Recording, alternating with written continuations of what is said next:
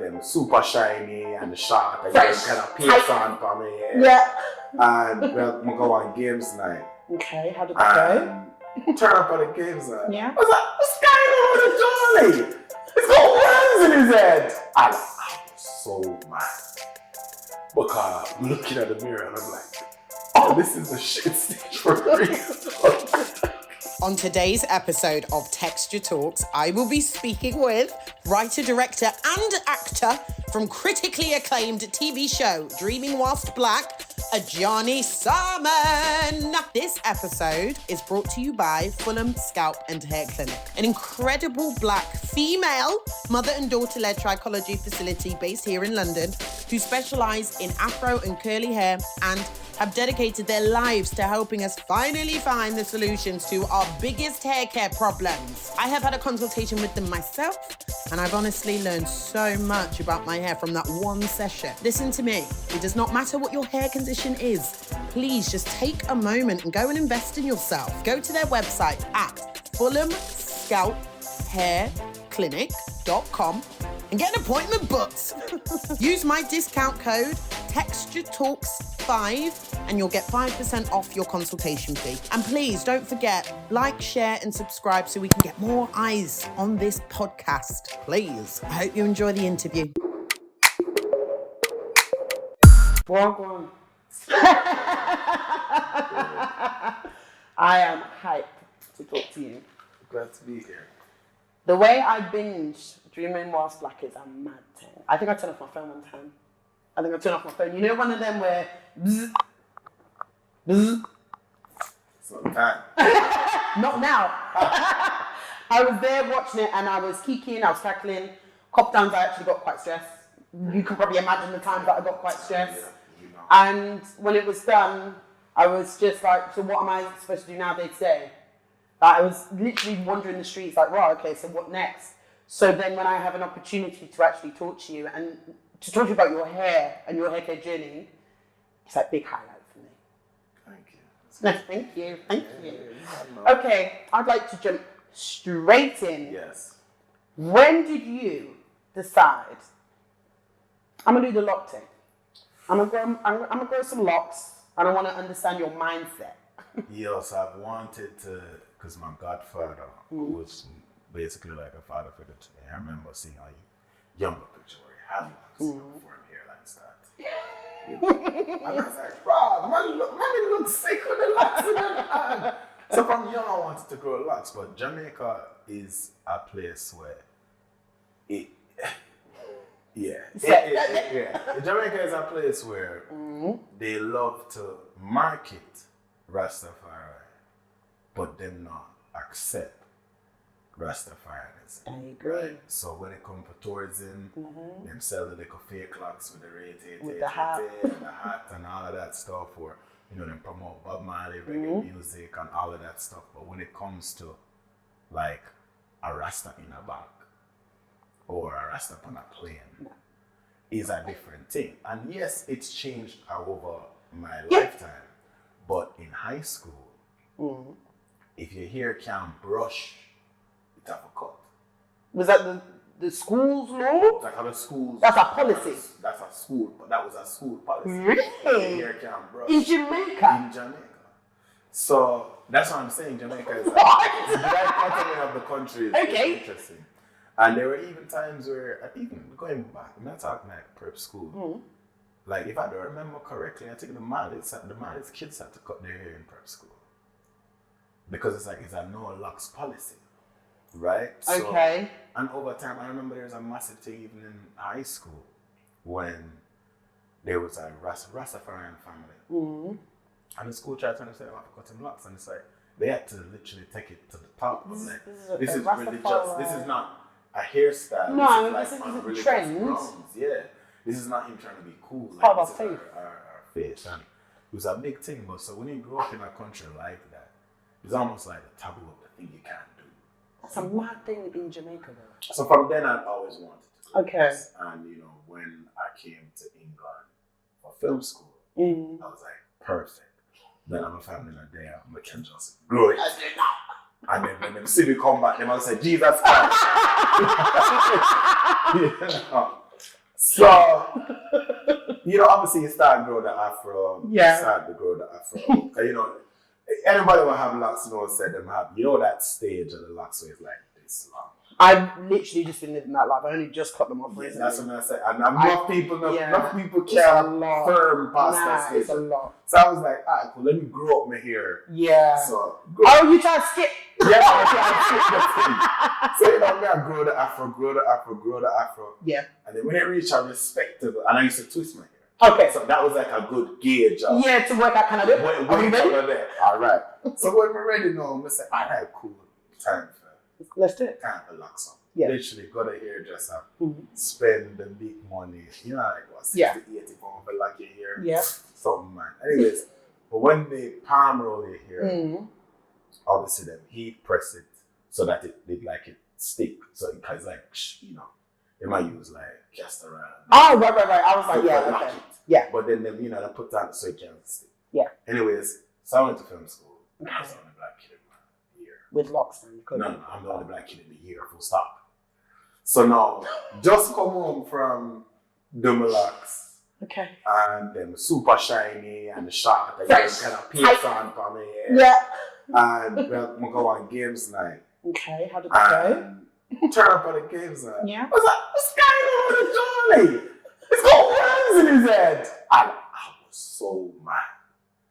Because I'm looking at the mirror and I'm like, oh, this is the shit stage for me. I'm literally shut up, bro. Literally, I'm going to go home. I'll wash it out. You should go out. I'm going to wash it out. And I was like, you know what? No. If I'm going to have locks, I'm going to make it lock itself. Nah. Really? That's why you started. That's why I went freeform. Because I was like, these men are going to chat shit to me about worming. You're not going to hear it again. Yeah, right. So literally, wash out my head. Right. And just say, yo, man, what are you going to hear it do? It's going to do. That's it. I'm going to just do. I'm going to wash and dry. Move. And that is how I went from getting locks to like freeform locks. How many years ago are we talking? So that's my last come here is 2013. 2013. Yeah, so I come here just before I come to England. I'm just doing some math. Yeah, 10 years. My math wasn't mathing. So, yeah. Okay, 10 years.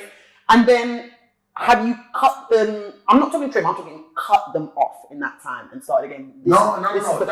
I've tried. So in Jamaica, I tried to lock my hair and probably lock it twice and cut it. Really? You cut it? Just never, as I said, the stage. That early stage. Do it! My man couldn't get past it. He got there and he just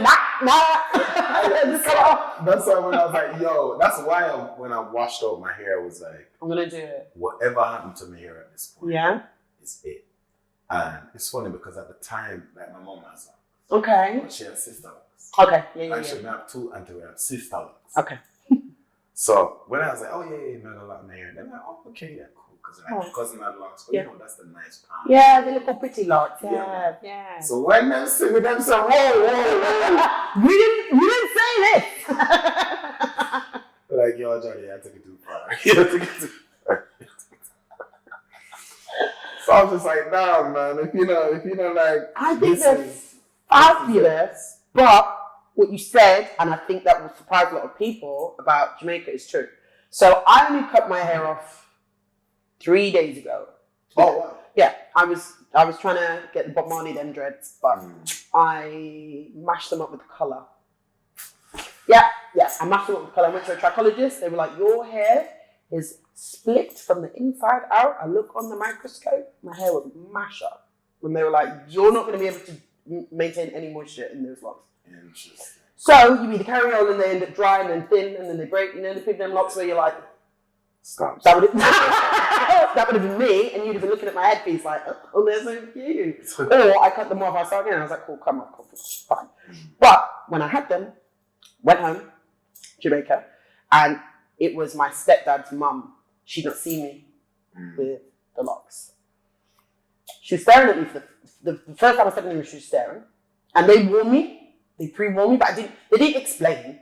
Mum didn't say why. She said, oh, she just might be a bit shocked. Yeah. More than shocked. She didn't talk to me for like 5-10 minutes. And then she was just like picking around. No, really. Why you don't like your natural hair? I do. Like I do. And then she looked at Mum, and in Patrick was like, she's Rasta? No, I'm not a Rasta. It's a style and this and that. And she said it just reminded her of the Rastafari, and she feels like it's a negative image I'm putting out there. It's seen as a negative thing, and even myself, I remember on Christmas, and my uncle, I'm saying, you know, saying he's a good looking young man. Here we go. Okay. I know this guy. Why you just choose for ugly of yourself with your? No. Oh my God. But because obviously it's a part of Rastafarianism for all it is. Yeah. Very much in Jamaica represents rebellion. Yeah. Right? Because it's anti-colonial sentiment, anti-establishment. You know, so for most Jamaicans who, you know, we're still a young post-colonial country. Like my mom was born before Jamaica. Like, literally. So like for them it's very much like, ooh, these are the... It's like, she didn't like it. So yeah, but I mean... It's a surprising thing though. I feel like people outside of, even like people that maybe born in Africa, I think they would think that it's like an hour thing. Yeah. They would probably be horrified. People would watch this episode and be like, what? Yeah. And it dawned on me as well, it reminded me that this is definitely something to talk about when I watched the web series, Dreaming Wild about web series, the advert for that, where I think it was your uncle. Yeah. Yeah, and you sat at the dinner table. He was like, so what is this look? And you were like, yeah, it's a look. He was like, yeah, a homeless look. The killer is, imagine, so you go home and they're like, and then you come here and the experience is different, but it feels the same. For me, it still feels isolating. Yeah, because it's a fetish. Yeah. Or I like to say there's an interesting nuance between admiration and fascination. Because, like, you know, you're fascinated. For example, if you go to the zoo and you see a monkey can do tricks, you're fascinated. Wow, oh my God. This monkey can do Smart tricks. monkey. You're not trying to be a monkey, but you know. But you would mad the monkey. Good for that monkey that you can do tricks. Good for him. Right? Whereas admiration is a love. It's like I'm trying to be like you. Yeah. It's that energy. And I feel like when I came, like, you know, the more my hair grew here, I started feeling like this fascination. Yeah. And I'm like, but equally that don't feel like love. No. Right? That feels like spectacle. It feels like, oh, you're this. You're almost there. I've said this before. So for World Afro Day, I basically talked about the discrimination I felt in the workplace. And it's a lot of microaggressions and just inappropriate comments or sometimes jokes that you even laugh with, and then it's a slow burn and later on you're like, I think that was inappropriate. And I was saying that it's giving entertainment. I'm here to just... Yeah, which we always have been. When you think about your career, what are the standout moments for you that made you really, and I'm not saying they made you wanted to cut them, or maybe they did, but made you really look at your locks and think, is this going to hinder me? No, because fortunately for me, I started my film career in Jamaica. Okay. And in Jamaica, the film is Rasta. Like, most of the film industry are Rasta. I'm going to say you're black. I'm not that part. Them time them never even have Grow Locs. Really? Them time I was like the only ballhead in the office and everybody had blacks. So, fortunately, I never saw people with locks in the industry as a hindrance. Okay. Right? It was more so I was like, you know, whatever, right? Okay. Come to England, man, grow my locks, and that's it. Whatever. All right. I think more so it was when I started, because I acted in the web series, as you know. Yeah. And it's like, cool, no more start trying to get acting. That's what I'm thinking. Then you know, start thinking, okay, cool. So I'm just know what's saying now and get police, which is fine. You don't want to play police anyway. But you know what I mean. But I remember when I just got signed, it was like gun dealer. Okay, cool. Now Okay. then it's drug dealer. Yeah. And then we get one next thing. I'm gonna say, yo, brother, you one thing. Don't send me nothing. Done. Don't even send them to me. If somebody just tell them something I want. He says no. Right? So, but that was the thing, right? Because like, well, in my Freeform Locs, what else in my But that's what I was thinking. And in my head, it's like, it has to be a part of your narrative in the story. Otherwise, I feel like they think it wouldn't make sense. Yeah. And for me, it's just like, but Rasta do everything. Like, yeah. Rasta wear law, yeah, Rasta wear that, yeah, Rasta. Exactly, but do we on TV? No, which is what, unfortunately for me, because I'm a writer and a director, yes, I've never been beholden to people's roles. I wrote my own role. I'm here because literally, I wrote myself. You did this. So I can afford to be who I want, and I think that has almost opened the door now for people to be like, oh, okay, cool. Like I was in Doctor Who. Yeah. Right? As just a regular dude. So you want a Rasta that came in with a cut? I'm just a regular dude trying to survive Daleks. It's like, now you can see, Rasta in the Dalek universe. Like, you know what I'm saying? Or even just being, I remember I got another role. I think Dream was like the pilot really opened. Yeah. And another role I got put up for, which I ended up getting, was to be like a house husband who work in tech. Why so not? I'm working on a startup, and it's like, that's run startup, like, you know what I'm saying? Like, Rasta got everything. So, fortunately, Dreaming As Black is almost molded. So, like, no people come correct. So, nobody really comes to me. Yeah. No madness, no. Now, because you set precedents. All right. I think we say it as a joke, we say it as parody, but it's kind of shaking me that really happens. they were the only roles that you would get. Oh, yeah. That's kind of mad to me. I thought it was just kind of the banter, but like no, agree. And I'm not in comedies. I'm talking like dramas, like serious dramas. Really? Yeah. And it's like, all right, cool. And it's funny because the only show me that do it for, but actually never get called. So I'm like, that's it. Oh my God! When it comes to setting precedents, very admirable. Okay. When it comes to creating your own space. And not being forced to sit at their table and be like, oh, cool, let me just go, I can't make my own table. Like, that's basically what you did. But that, I think, is a lot of work to do.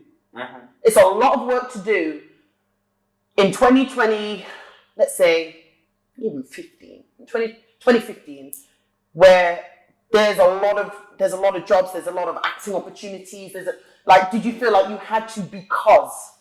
No. Honestly, no. I think it was more an inner journey for me because I'm a director. I'm a writer-director who acts in my own thing. Okay. Cool. So I've never felt like, I need to come right here for somebody else's thing. I don't need to do your thing. But for me, it was a personal journey because there were times, as I said, Jamaica is you have some virgin who will say, yo, dog, the 1 year mud. And other friends would be like, yo, bro, like, you know, just I wonder if you don't feel like maybe say get what you get. Because it's the lockdown, yeah. And it's like, yo, that at the end of the day, white people have to get work from. Yeah. And there was a moment of personal like I remember one time looking at the mirror and I was like, bro, I'm really convinced people said it's not good enough. Because I was so gung-ho about it. I get it. Like, I'm like, you're not going to tell me what to do. You're not going to tell me what I can look.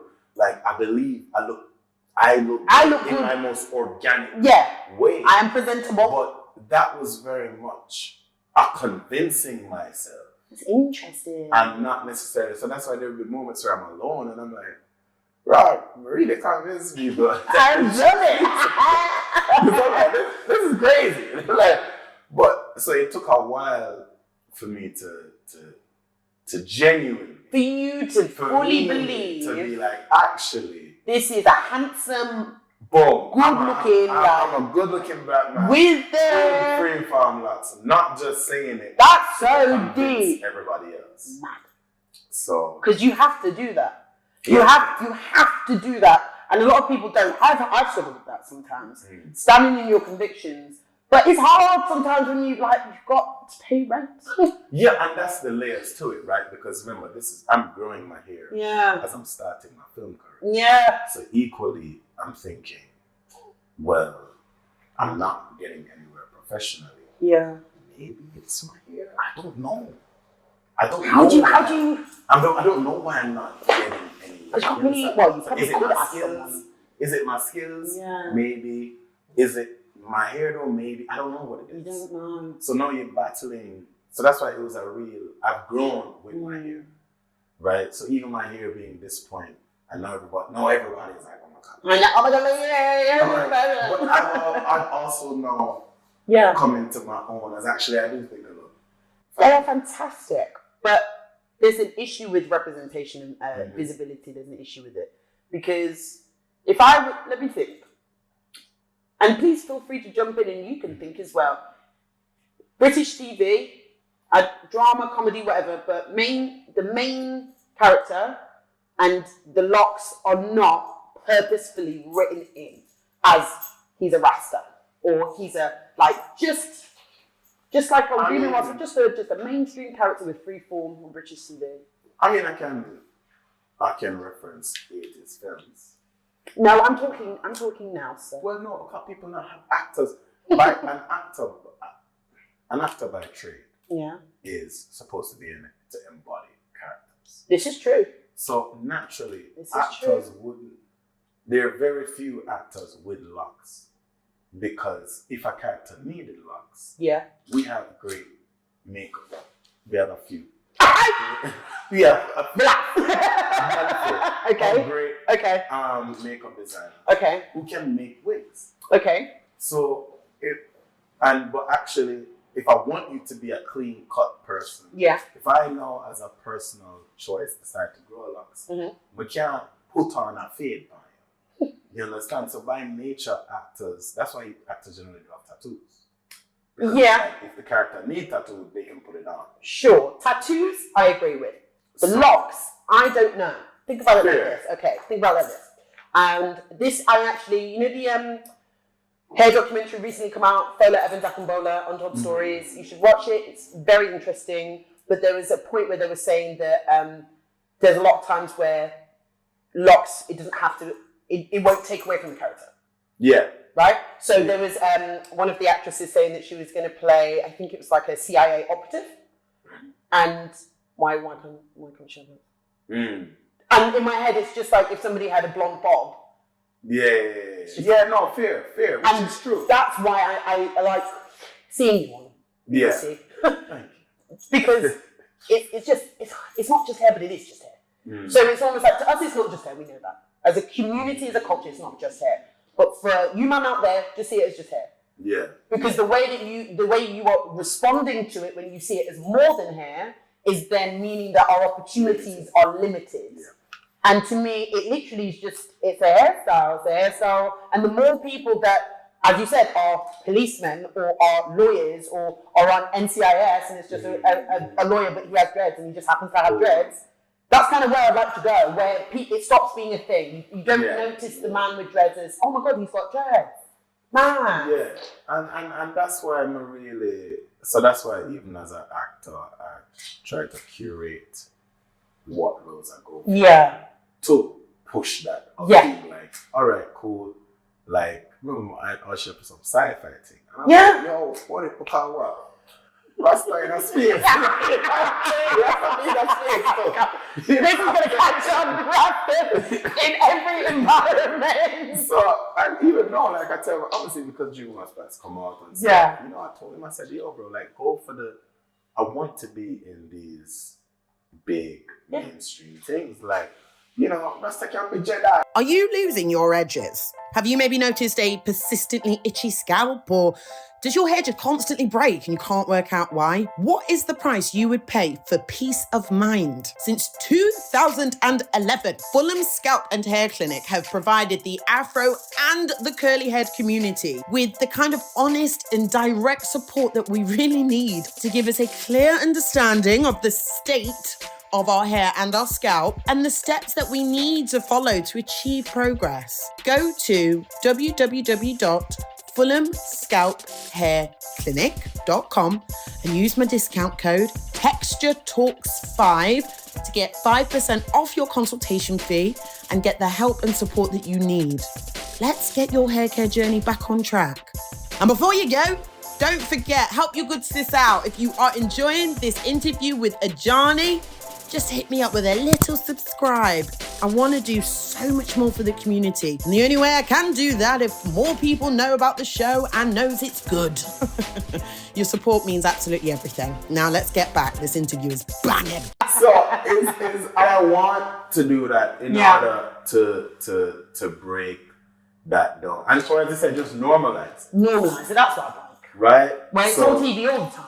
Oh, they did anymore. So now actors can feel like, okay, right, like, but man, that's out there. Yeah. So and then if that happens, and then if everyone is suddenly, whoever wants to, growing locks, and these are good, top quality actors, directors, what are you going to do? You're going to ignore everyone?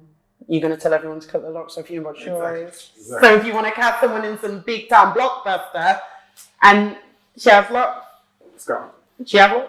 It's you know, and there are actors out there doing it like Joe Martin. Yeah. You know, who was Doctor Who?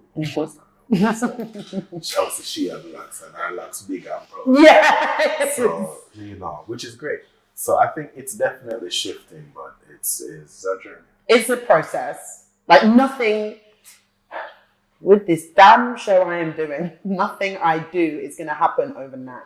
The amount of times where I realize something and I'm like, that's not right. And I kind of have to just be like, give it time. But we're on the way now. And I'm curious to know, and this is something I've been thinking ever since I realized that you guys are blowing up over in the US. Big things are going. What is the landscape like over there? I don't know if you even know this, but I'm so curious. Do they have these stigmas over there? Is it a thing? Was it a conversation? I don't know, because remember the show came out, Dream Black came out during the strikes. So, yeah. Any promo over there, so I couldn't. Damn. I would love to know what the reactions But are. I do think even what has been the same, England and wherever we is the image of the poster. Yeah. Profile shot, me, my hair up, and you can see that it's free Clearly. from there. Yeah. And people being like, yo, that like see that poster there, and I was like, bro. I mean, they even know what it's about, but whatever this is a step. That's how I felt. Which was intentional from like all departments, like it's considered. A24. Yeah. You know, we had loads of options, and it was just like, well, we saw this image, you know, shot by, you know, Shay, who's a great photographer. It was just like, this is a symbol of just. Is that the first thing I see? Of like unapologetic blackness. And it's you with the just one of these, one that just laid back just in the. Chilling. And it's like, and I think sent out a message to everybody, like, you know, to our community. Yeah, to be like, hey, listen. No, listen. Come. This thing. This is what we're doing now. these are the unfiltered thing where I'll get right now. You know, I will try to be true to that within the show itself. Well, you 100% were. And I know that my beautiful Danny, the way I love that lady. There were so many scenes. And again, I don't know whether, there was something I read and it basically said that the words that you use in your day-to-day life the most and the terms that you bring up frequently, it sets a lens on what you see. And I know that because I have a gratitude journal. Okay. And it tells you the beginning of the day to say certain things, and then you pick those things out in your day, certain moments. Yeah, so it's how the mind works. You frame your brain every day. I'm talking about hair every day of my blood clot life. So I'm now seeing hair everywhere. Yeah. And I think a lot of our community is the same because we it's just. Yeah. So I'm watching it and I'm noticing I don't see a wig on that lady. And I'm seeing another episode and I'm seeing Rachel and I'm like, Okay. Right. And I picked it out and was like, is this intentional? Are these people, are they doing this on purpose? So I'm gonna give you some tea, right? Oh. I'm going to say. Okay. So our hair and makeup designer Cynthia Delarose, Mm-hmm. great. She was like, you know, we wanna show how Kwabena and Vanessa become closer to each other Mm-hmm. throughout the show. Mm-hmm. And Babs has locks. Yeah. But Vanessa as a character, because we needed the whole big scene in the beginning. Yeah. Vanessa don't have locks. So, but Cynthia was like, oh, what'd be great is, you know how couples kind of start becoming like throughout the show. So intentionally, when you meet Vanessa in Act 1, you see that Vanessa's a wig babe. Yeah. But by episode 6, Vanessa has her hair in locks at work. Yeah. So slowly, which is why episode 4 was a big turning point. Yeah. Where you see Kwabena like, you know, it was lovely. And it's like, so not only was it just like, oh yeah, we want to make sure we have all these beautiful natural hairstyles. Yeah. It was like, how can we tell a story of their relationship through hair? You smashed it. And that was, so when I remember when Cynthia broke it down to me, I was like, Yeah. This And that's the thing. It doesn't matter who you are dating, doesn't matter what race. That is the natural progression where it's like wig, because I used to be about that life. I know about all of that life. Wig. Couple months in, wig's coming off. Okay, wig's coming off at home. That's an episode. She has I saw it and was like, it's like, that's how you know they close. That's how you know. Because she's there, she got her head back on, okay? Right. And then when there was the oiling of the scalp, I was like, I see the relationship going well. And that's the beauty of film. Yeah. Specifically with multiple departments, is that you can tell stories with different elements. And we could tell that story of their relationship through here, because you don't know from time and girl say you. Remember, probably know about silk scale. So as she ring the scalp, that's her stuff. so now you know that well, they're that close. Yeah, she's bringing that round. Right.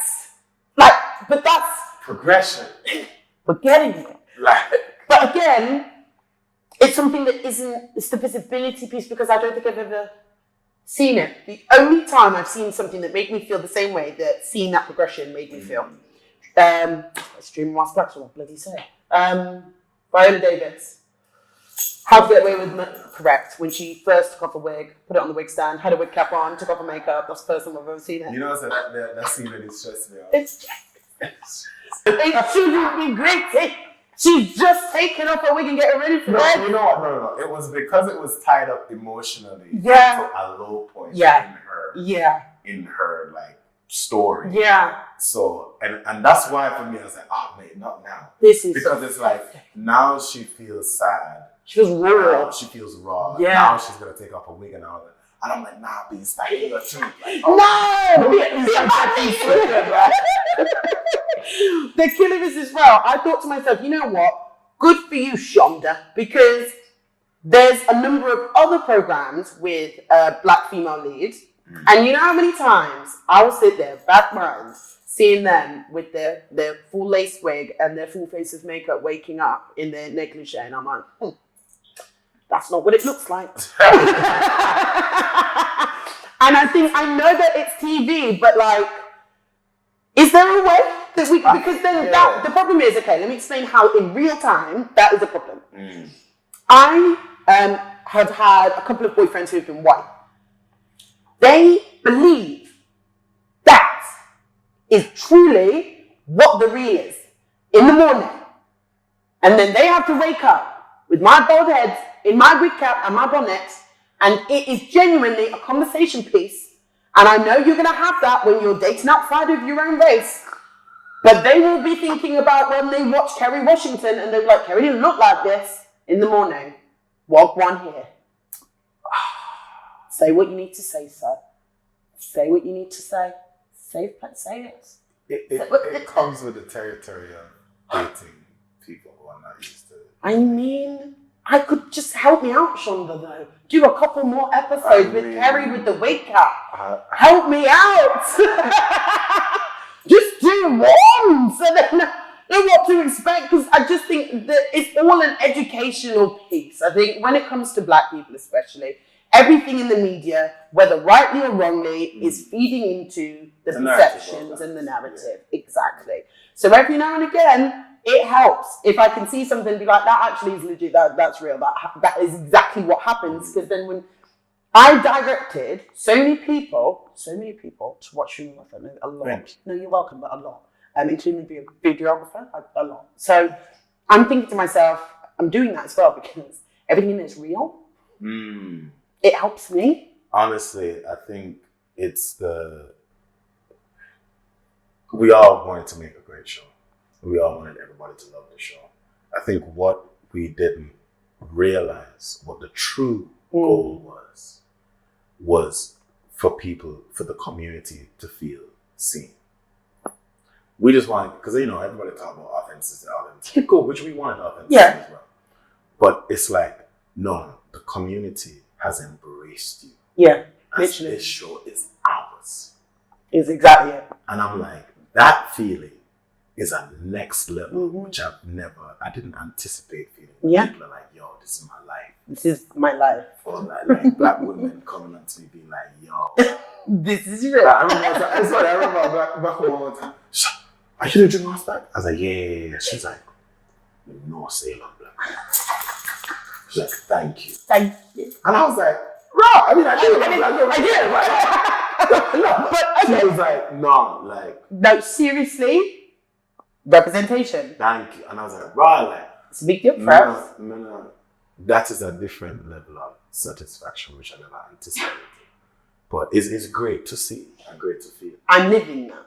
And the thing that I enjoy is the fact that you can see an Adjani, and even if I'm not black, if I'm white and I watch it and I'm intrigued, you can picture who the Adjani is in your company. You can picture who the Adjani is in your office. And you can start to kind of unpack maybe the roles that you've played. Right?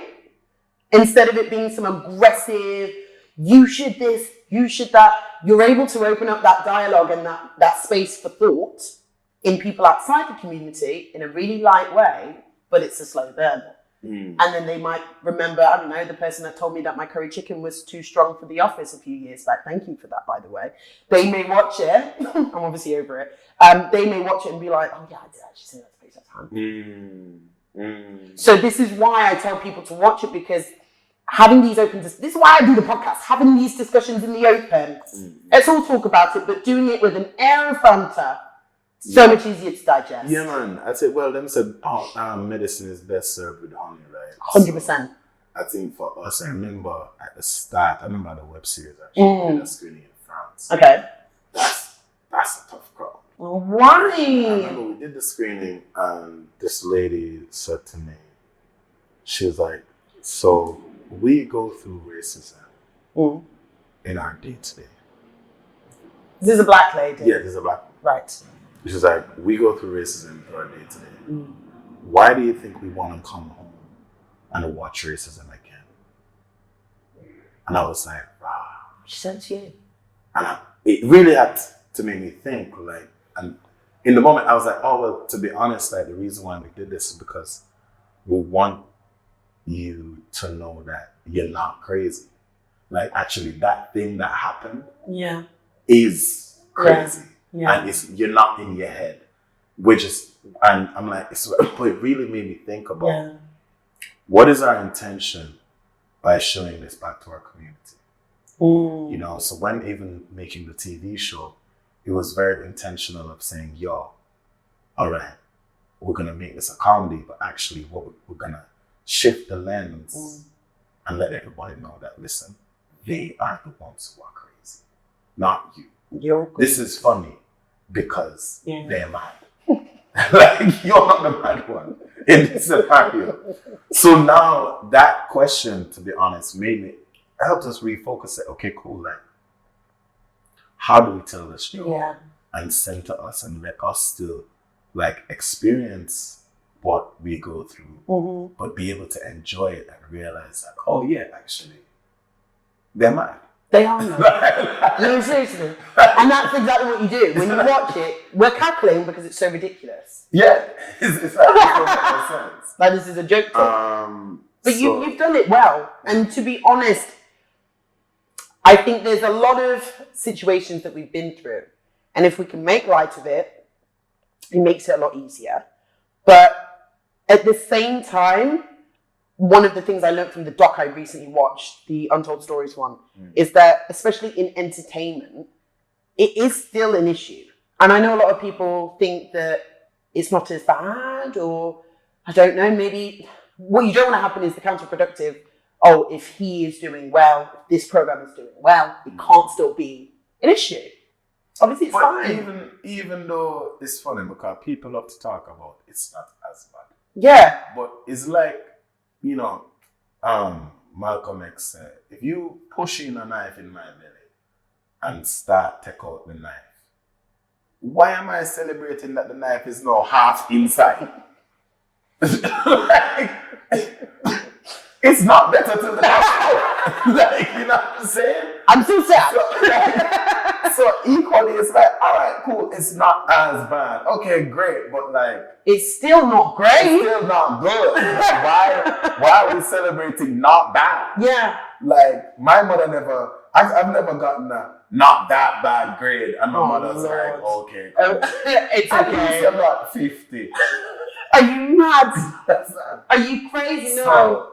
So we still need to push, and we still need to create safe spaces for actors and promote. I think what's key is promoting the Black women who are in the industry to be in positions of power. Because what you find is a lot of Black women, I'm going to say Black women because the hair and makeup industry is predominantly Black women. But, you know, a lot of Black women, you see assistant designer or, you know, the second rung to like a white head of hair and makeup on a Black show. Many Black shows. Really? You just need to check IMDb. Really? I will do it. Right? But what happens is, okay, cool, this Black woman's on assistant design. But when this Black woman now goes and applies for like, say, Dreaming Was Black, this white woman is going to apply for Dreaming Was Black. And now when you're just looking on CV credits, you'll see that there's this white lady who's been a head of department on like 5 Black shows. And then there's this Black woman who's been like an assistant on 5 Black shows. Naturally, just CV to CV, you're gonna say, well, the head designer is obviously the better option. Yeah. But what you find is, and what I found in my experience, because I used to be an extra, is that I'll go on a Black production, and the head designer, hair makeup designer is white. But she's smart enough to know that she don't know. So she hires Black women below her, but she's still at the top. She's still at the top. So now you watch the show and everybody here is certain, and you're like, wow.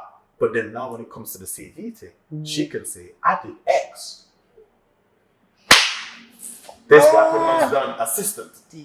So it's like, it's important for us as the creators, as the Black people in positions of power, producers, execs, showrunners, to be able to see through the CV and see the Black woman who's been, she's been assistant designer on like 3 big shows.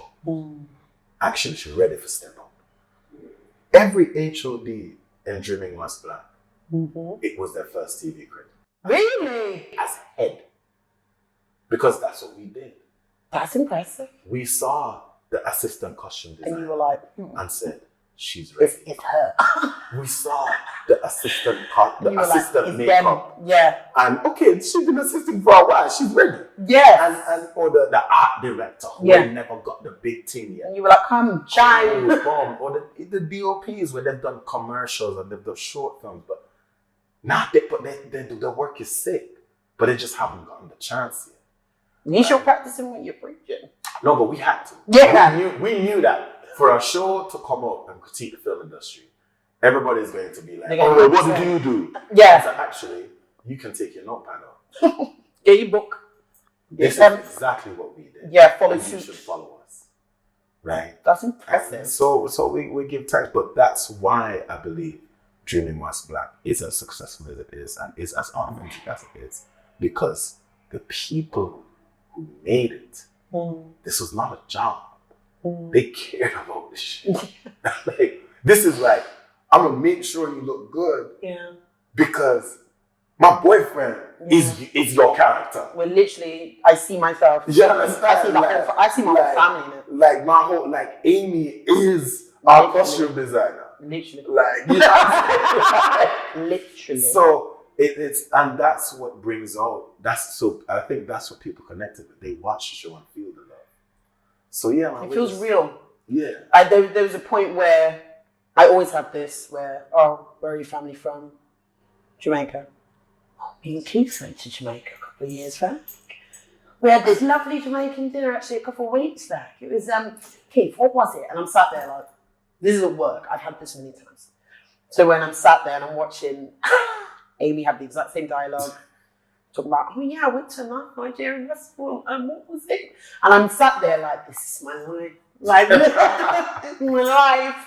So then the representation of how she looks is like, it's weird. It's like mirroring me. So if I'm obviously not wearing wigs anymore. Never. But if I was, I actually think it would open up the dialogue and the door for me to think, Amy's not in a wig.